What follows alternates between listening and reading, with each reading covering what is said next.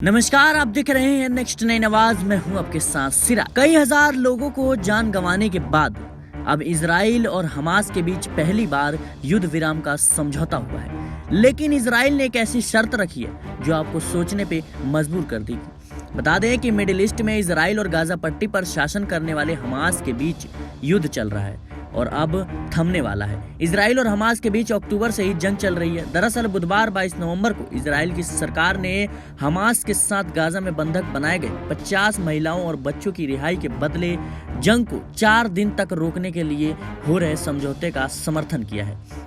इस तरह अब जल्द ही हमास के साथ युद्ध विराम होने वाला है। बता दें कि रॉयटर्स की रिपोर्ट के मुताबिक जंग में मध्यस्थता करवा रहे कतर, अमेरिका, इजराइल और हमास के अधिकारियों ने कहा है कि शांति के लिए समझौते की बहुत ज्यादा जरूरत है। इजराइल सरकार के आंकड़ों के मुताबिक 7 अक्टूबर को किए गए हमले के बाद हमास के लड़ाकों ने लोगों को बंधक बनाया और उन्हें गाजा पट्टी लेकर गए।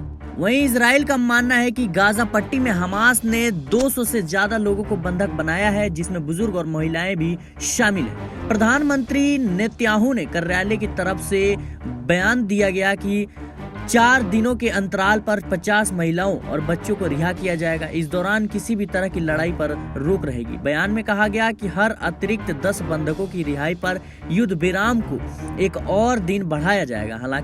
हालांकि इस बयान में कहीं भी जिक्र नहीं किया गया कि फिलिस्तीनी बंधकों को क्या रिहा किया जाएगा इसके बदले।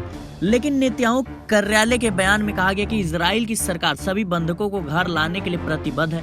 आज दिन रात इसने अपने लक्ष्य को हासिल करने के लिए प्रस्तावित समझौते को मंजूरी दे दी है। दरअसल इजरायली कैबिनेट में एक प्रस्ताव पेश किया गया जिसमें हमास के साथ बंधकों की रिहाई के बदले समझौते की बात कही गई। बता दें कि टाइम्स ऑफ इजराइल की रिपोर्ट के मुताबिक हमास के साथ होने वाले समझौते को लेकर सभी जानकारी मीडिया के सामने नहीं रखी गई है, मगर इजराइल सरकार के एक अधिकारी ने बताया कि इस समझौते के तहत 50 इजरायली नागरिकों को रिहा किया जाएगा। वो गाजा में कैद हैं, इनमें से ज्यादातर महिलाएं और बच्चे भी शामिल है। हर दिन 12 से 13 लोगों को रिहा किया जा सकता है। गाजा में लगातार हो रही बमबारी के बीच यह पहला मौका है जब इजराइल जंग रोकने के लिए तैयार हुआ है। गाजा में हुई इजरायली बमबारी में अब तक 13,000 से ज्यादा फिलिस्तीनी नागरिक मारे गए हैं।